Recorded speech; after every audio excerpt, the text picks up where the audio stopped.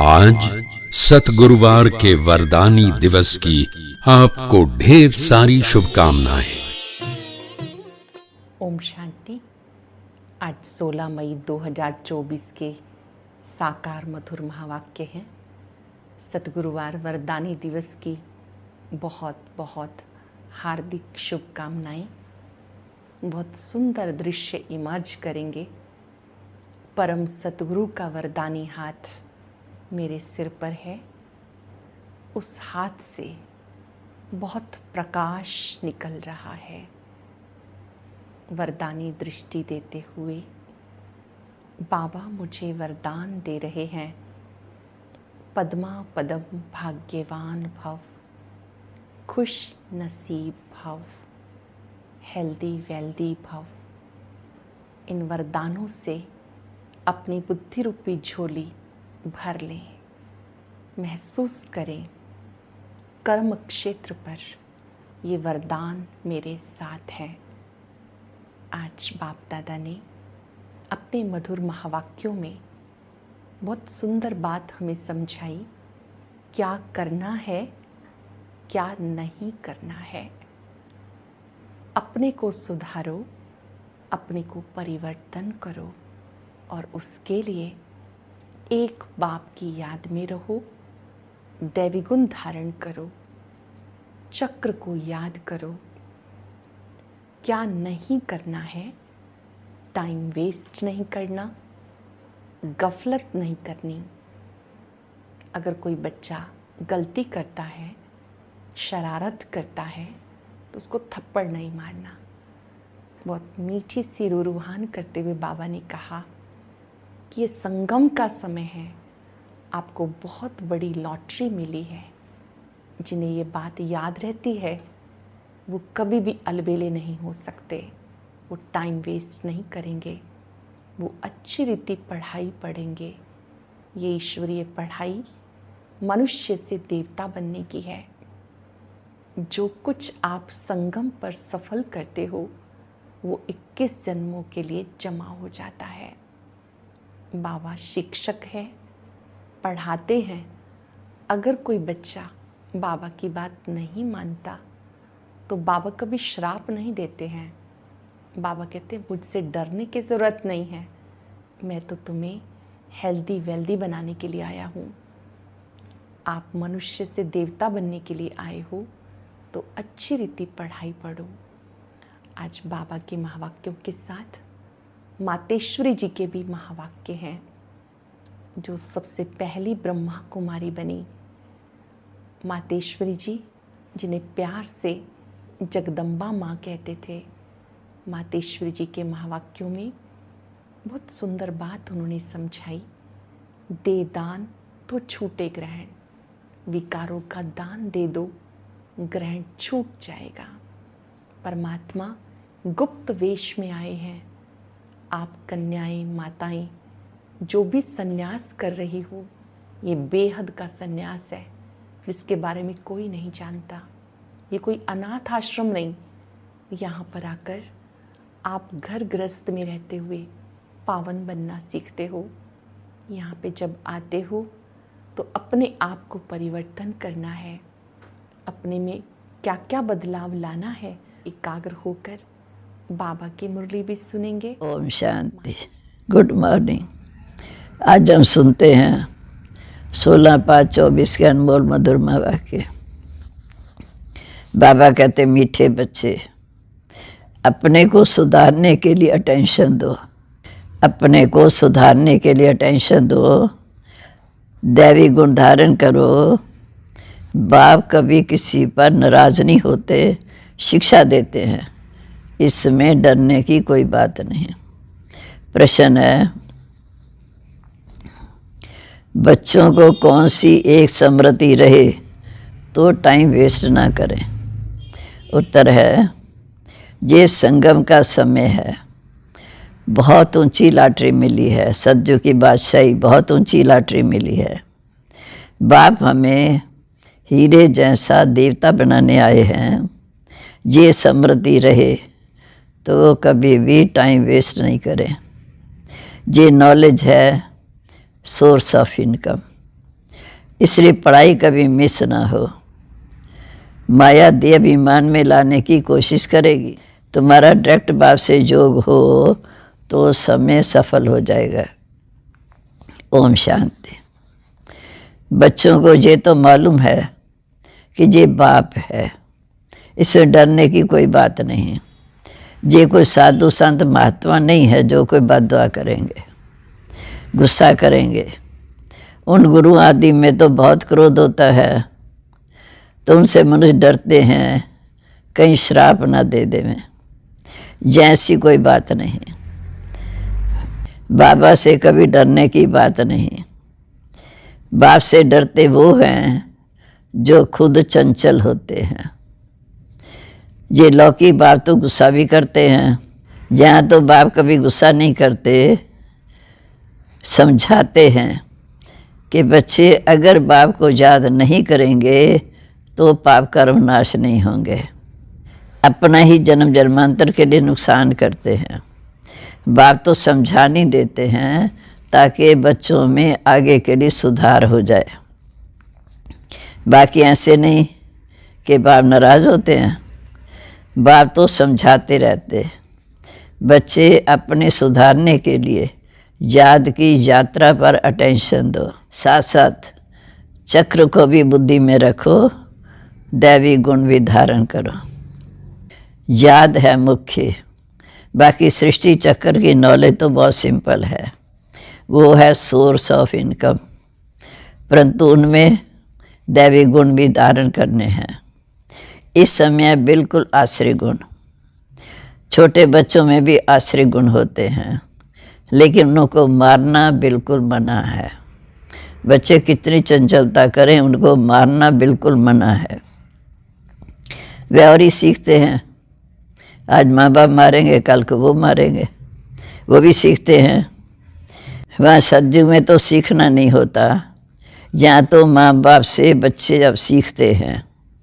बाप गरीबों की बात करते हैं, सोकारों के लिए तो यहाँ जैसे स्वर्ग है, उनको ज्ञान की दरकार नहीं। टीचर चाहिए जो सिखाए सुधारे। तो बाप गरीबों से बात करते हैं, कैसी हालत है आज के दुनिया में, कैसे कैसे बच्चे खराब होते हैं। माँ बाप तो सब देखते रहते, फिर छोटेपन में ही सब खराब हो जाते हैं। बच्चे माँ बाप को देखते हैं, फिर उनके संस्कार वैसे बन जाते हैं। मैं भी गरीब निवास हूँ, समझाता हूँ इस दुनिया में देखो मनुष्यों की क्या हालत हो गई। तमो प्रधान दुनिया है, तमो प्रधान की भी कोई हद होती। 1250 वर्ष हुए कलयुग को, एक दिन भी कम जास्ती नहीं। दुनिया जब पूरी तमो प्रधान बन जाती है तब आपको भी परम धाम से आना पड़ता है। बाप कहते हैं मैं ड्रामा अनुसार बंधायमान हूँ, ऐसे मुझे ही समय अनुसार आना पड़ता है। शुरू में कितने गरीब भी आए, साहूकार भी आए, दोनों इकट्ठे बैठते थे। बड़े बड़े घर की बच्चियाँ आई, कुछ भी लेकर नहीं आई, कितना हंगामा हो गया। ड्रामा में जो होना था वह हो गया, ख्याल भी नहीं था कि ऐसा होगा। बाबा खुद वंडर खाता था कि क्या हो रहा है।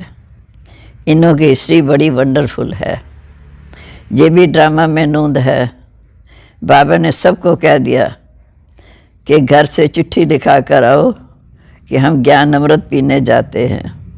कई तो लिखा कर आए खुशी से, फिर उनके पति लोग विदेश से आ गए, वह बोले विष दो। ये कहें हमने तो ज्ञान अमृत लिया है, हम विष कैसे दे सकते हैं, क्योंकि ज्ञान अमृत पवित्रता का सूचक है। इस समय इनका गीत भी है, इसको कहते हैं चरित्र। शास्त्रों में फिर श्री कृष्ण के चरित्र दिखा दिए। श्री कृष्ण की बात तो जहाँ हो ना सके, वो तो सज्जू का फर्स्ट प्रिंस है। ये सब ड्रामा में नूंद है। ये तो दोनों बाप कहते हैं हमने कुछ नहीं किया, ये तो ड्रामा का खेल चल रहा है। छोटे छोटे बच्चे आ गए, अभी वह कितने बड़े बड़े हो गए होंगे। बच्चों के कितने वंडरफुल नाम संदेश पुत्रियाँ लेकर आई परमधाम से शिव बाबा के द्वारा।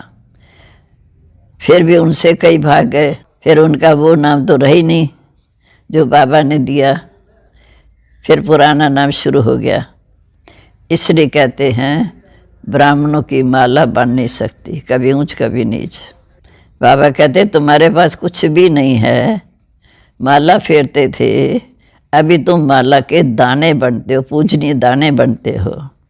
वहाँ सतयुग में भक्ति होती नहीं, ये नॉलेज है समझने की, है सेकंड की नॉलेज। फिर उनको कहते हैं वो ज्ञान का सागर है। सारा सागर स्याही बनाओ, वृक्ष कलमे बनाओ, धरती कागज़ बनाओ, फिर भी उनके शिक्षाएं लिखी नहीं जा सकती, मतलब बहुत ज़्यादा है। और फिर है सेकंड की बात, उधर से कहते बाबा का ज्ञान सेकंड का। आत्मा को जान गए तो बेबादशाही तो ज़रूर मिलनी है। तब वो अवस्था जमाने में अर्थात पति से पावन होने में तो मेहनत लगती है।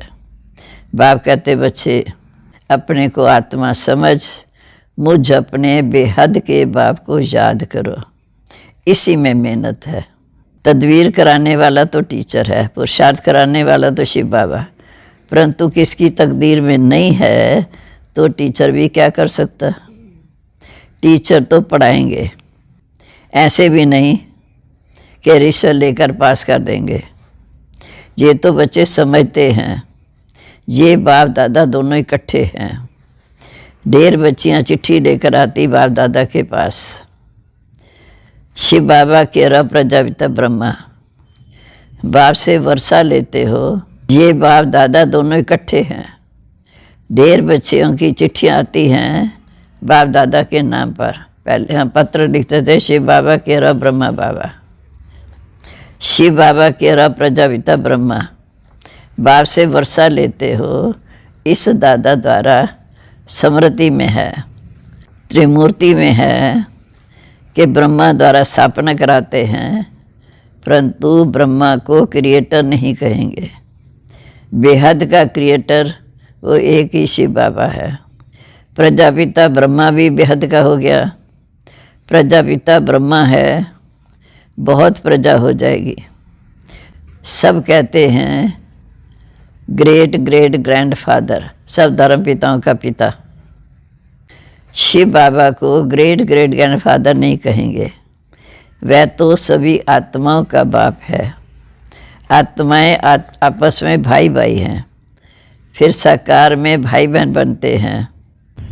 हद के सिजरे का हेड प्रजापिता ब्रह्मा हो गया, सब धर्म पिताओं का पिता। जैसे बिरादरी का भी सिजरा होता, ये है बेहद का सिजरा। आदम बीवी, एडम और ईव किसको कहते हैं? ये ब्रह्मा सरस्वती को कहेंगे।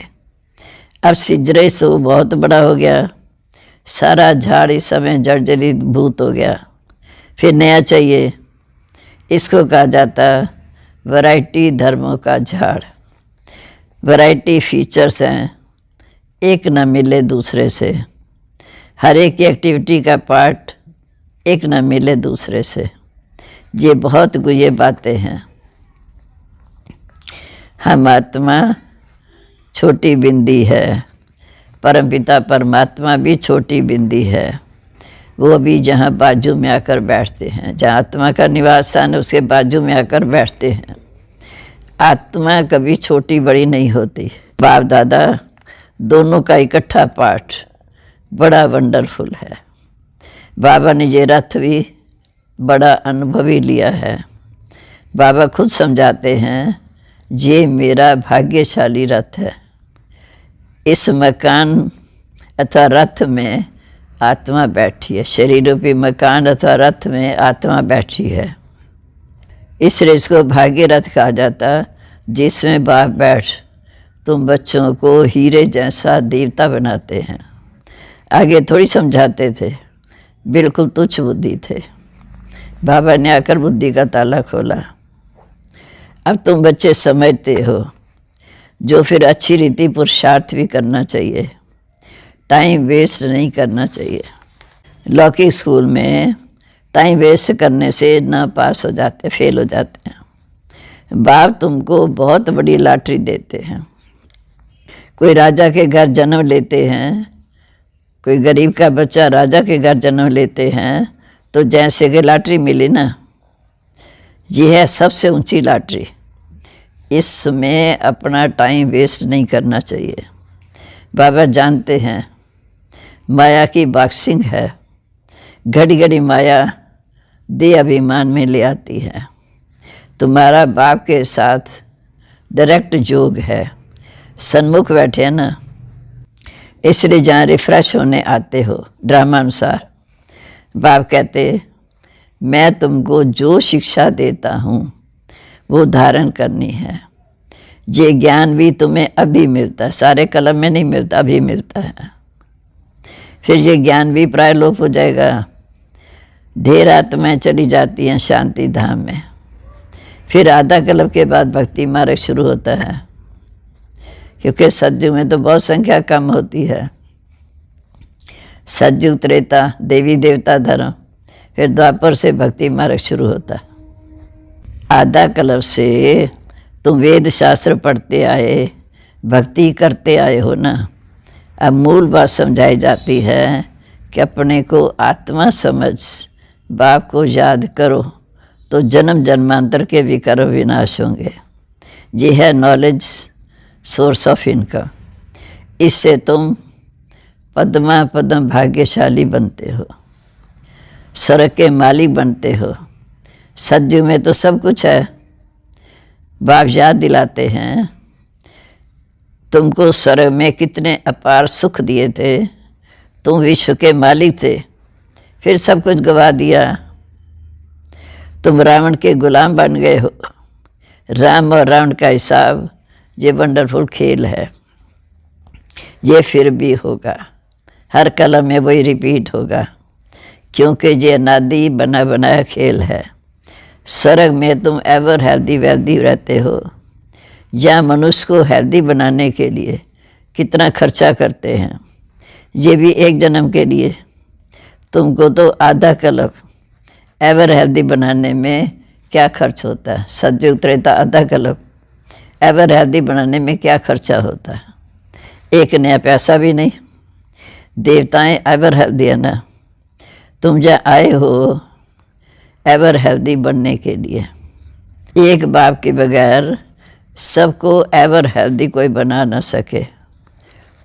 आत्मा भाई भाई संपन्न बन रहे हैं। तुम अभी सर्वगुण संपन्न बन रहे हो। अभी तुम पुरुषोत्तम संगम युग पर हो। बाप तुमको नई दुनिया का मालिक बनाते हैं। ड्रामा प्लान अनुसार जब तक शूद्र से ब्राह्मण ना बने तब तक देवता बन ना सके। जब तक तुम पुरुषोत्तम संगम युग पर बाप से पुरुषोत्तम बनने ना आए तो देवता बन ना सके। आज बाबा ने रूहानी ड्रिल भी सिखाई, नॉलेज भी सुनाई, बच्चों को सावधान भी किया कि बच्चे गफलत नहीं करो, उल्टा सुल्टा बोलो नहीं, शांति में रहो और एक बाप को याद। अच्छा मीठे मीठे सिक्के लदे बच्चों प्रति माता पिता बाप दादा का याद प्यार। Good morning. रूहानी बाप की रूहानी बच्चों को नमस्ते। हम रूहानी बच्चों की रूहानी बाप दादा को नमस्ते। नमस्ते बाबा, गुड मॉर्निंग। शुक्रिया बाबा, शुक्रिया। कैसे हमें संगम युग का महत्व बताकर लॉटरी दे रहे हैं। अब धारणा के लिए मुख्य सार। पहली पॉइंट, विकर्म विनाश कर स्वयं को सुधारने के लिए याद की यात्रा पर पूरा अटेंशन देना है, दैवी गुण धारण करने। दूसरा, देवता बनने के लिए संगम युग पर पुरुषोत्तम बनने का पुरुषार्थ करना है। गफलत में अपना टाइम वेस्ट नहीं करना है। गफलत में अपना टाइम वेस्ट नहीं करना है।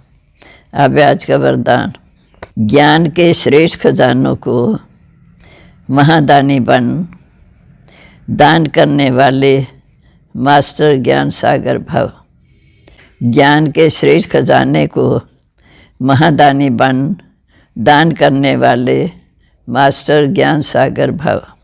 जैसे बाप ज्ञान का सागर है, ऐसे मास्टर ज्ञान सागर बन सदा औरों को ज्ञान दान देते रहो।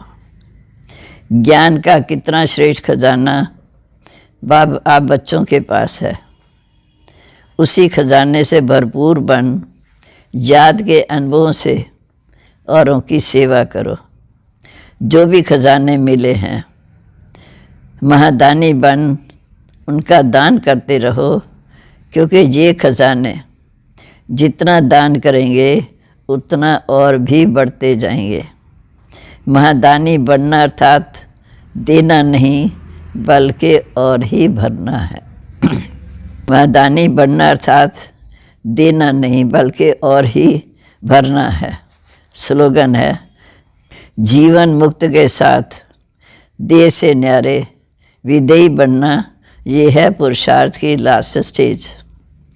जीवन मुक्ति के साथ देह से न्यारे विदेही बनना, ये है पुरुषार्थ की लास्ट स्टेज। ओम शांति। अच्छा, आज के ज्ञान मोती में बाबा ने एक ऐसे शब्द का प्रयोग न करने की बात कही जो बनते हुए भाग्य को खत्म कर सकता है। ऐसा कौन सा शब्द है जो कभी वाणी और संकल्प में भी ना आए? जानने के लिए सुनते हैं आज का अव्यक्त ज्ञान मोती।